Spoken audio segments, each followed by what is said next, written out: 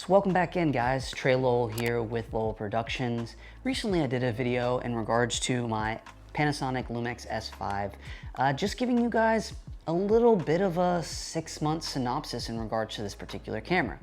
Now for that particular video, more discussing the video features of the S5, and I received a ton of comments in regards to how would the S5 actually do for photography. And also many of you even asked about the Sigma adapter that I have with my S5 setup. So in today's video, we're gonna spend quite a bit of time talking about photography. I recently was out in Austin, Texas, using the Panasonic S5 and my old faithful GH5 to do a photography gig. So if you wanna hear a little bit of a recap in regards to how the cameras functioned, some of the do's, some of the don'ts, and we'll answer some of the questions that you guys have coming up next. So to start this video out, small disclaimer, I do want to tell you guys, I guess I would consider myself more of a videographer, cinematographer, a professional video editor, not necessarily a professional photographer. But that doesn't mean, kind of the hybrid between video and photography. Definitely, if you have the right glass, you have the right camera, and you just understand what your camera can and can't do and what it's telling you, I honestly think this Panasonic S5 is amazing for photography. Now, I didn't particularly buy it for that reason, but let's spend some time talking about some results that I recently got at an event out in Austin, Texas that I did. Now, a little bit of background on the event. Private event, but it was event photography, indoors, controlled lighting situation, dealing with some colors, dealing with actual spotlights, things of that nature.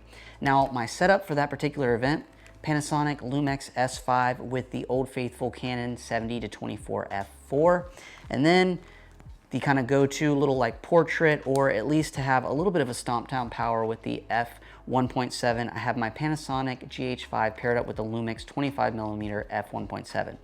Really didn't use this one as much as this setup, and then also we had old faithful 20-60 f3.2 to 5.6.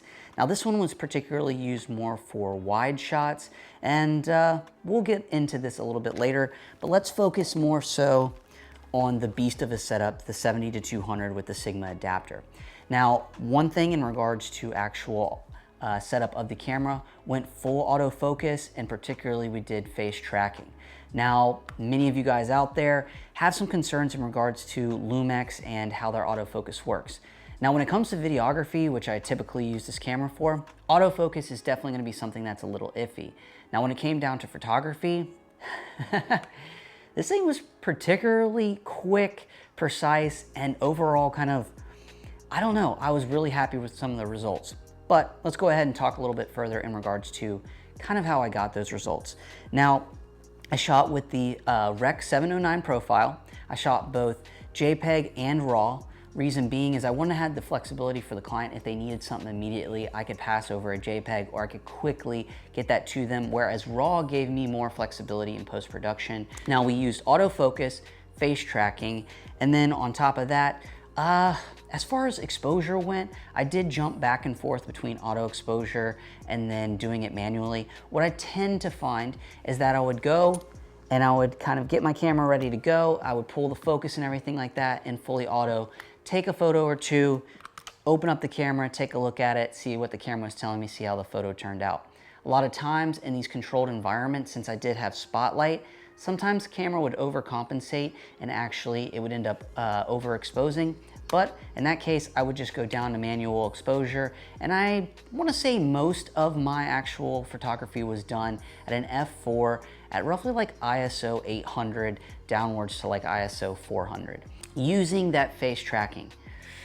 If one person was up on stage, I found that the S5, no problem. If anything, it was a boom, lock in focus, bam, pop off 3 photos, make my way to the next kind of like stage spot where I was gonna be taking some photos. And most of the time, if I did a rapid fire of 3, 2 of those 3 would come out. It's all gonna be hit or miss in regards to did I catch the person in the middle of speaking, or they, smile, you name it. So that's gonna kind of always play a little bit into photography in regards to did you deliver a nice quality photo. But hey, all I know is one single person on stage, this thing was locked and loaded, and yeah, would get great photography. Now, One thing I did find is if I had multiple kind of people or subjects up on stage, it would do a little bit of hunting. But to combat that, I would just go ahead and fully zoom into who I was looking to lock in my focus, zoom out, brrr, boom, there you go.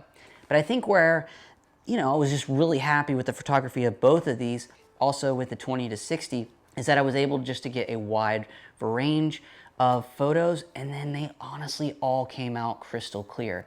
And one thing that I was kind of told on the front end from a photographer friend of mine, Jesse Anderson, was that as long as you don't exceed ISO 6400 with the S5 when it comes to photography, you can recover so much in Adobe. Now, so what am I getting at here for some that are confused? Look, sometimes when you exceed the camera's ISO or like its comfort zone, you're gonna implement a bunch of grain. And Jesse's recommendation was stay below 6400 and everything will look sharp, it'll look great, and you can recoup anything in post-production. And he was right. When it comes to the Sigma adapter, many of you guys have asked about this. Autofocus capabilities, I've got a whole abundance of stabilization features, autofocus features on this lens, and when paired up with the Sigma, everything is going to work. But I do want to talk about single autofocus, center being exact. A lot of people like to use that from time to time. I did experiment with it. It seems to lack a little bit with this particular setup. Now, if I had a native Lumix piece of glass on here, I think it would be a whole different story. But I wanted to tell some of you guys out there that were interested in the Sigma adapter, like center autofocus. Yes, it works, but in my experience, it's one of those things where it wasn't as solid as the auto face tracking. When I, auto face track, boom, within just a little bit of a second, I would have the green, camera was ready to rock and roll, and brrr, boom, boom, boom. Also, one feature that I took advantage of, and I think many of you guys should out there, is the silent mode of the S5. GH5 I think might have it, but really I honed in it on here with the S5.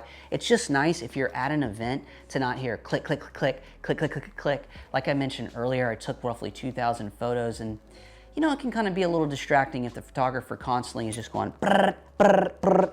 Whereas with the S5, go into your menu settings, go silent mode, and you're sitting there just going. I'm not gonna lie, I think sometimes people probably didn't even realize that I was actually doing any photography because I was going in the silent mode. Small disclaimer though, if you go from silent mode, you need to make sure to turn silent mode off when it goes back to video, or you won't have any audio at all, and that could be a disaster. So, silent mode coming in super clutch. But, Sigma adapter plus using Old Faithful 20 to 60. Now, another question maybe would be just like native glass versus Sigma adapter plus Canon. Which is faster? Native is obviously going to be faster, but this piece of glass significantly nicer, a little more versatile, especially with the 70 to 200 being able to zoom, punch in quite a bit.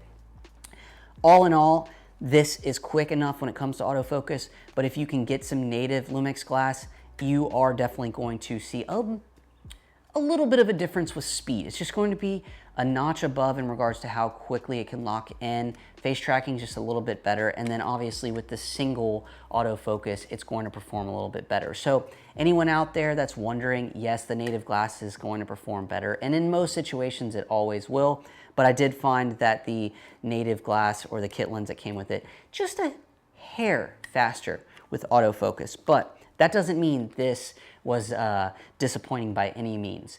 And as someone that doesn't really do photography that much, I walked into that scenario wondering, was I going to be able to deliver? I knew in the back of my mind that I would and the client would be happy. But after the 2 days of shooting and getting the final results and passing it off to the client, it was honestly like a weight off my shoulder knowing that moving forward, my S5 and the particular setup that I have right here, just the 70 to 200, the kit lens, is totally doable for a paid gig. You don't want to go to a gig, underperform, you don't get a call back. As someone that does videography and that's what I sell, but was hired for photography, I'm excited with the results, and I kind of am enthusiastic in regards to booking another photography gig this year, especially if I got myself maybe a little bit of a faster piece of glass, something that was more an f2.8, maybe even a little bit lower. I just think the old S5 would perform pretty solid.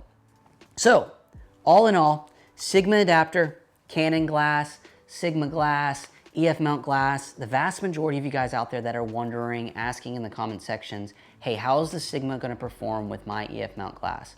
Well, overall, I think if you've got something as new as this, which this is not a new piece of glass, this thing is ancient. But if you've got, you know, some Canon glass, I think Sigma glass would honestly actually perform better with some autofocus. Tokina, you know, several options out there that many of you guys might be throwing on your S5. I think they're gonna perform fine, but take that with a grain of salt because you're talking to someone that does videography. But like I said, I had a happy client. I'll probably get called back in regards to doing more photography for them. So the S5, thumbs up, double thumbs up in regards to definitely worthy of a professional gig. And yeah, I hope that answered some questions in regards to what you guys thought for photography out there. There are some others down in the comment section below. Please jump in if you have better experiences, worse experiences. I want to hear from you guys. Let's start a conversation in regards to the S5, particularly for this video. How is it for photography? I'm a happy customer. You guys give your opinions. Also, I'd love to know what combination of glass are you guys using with your S5, with your GH5 for photography.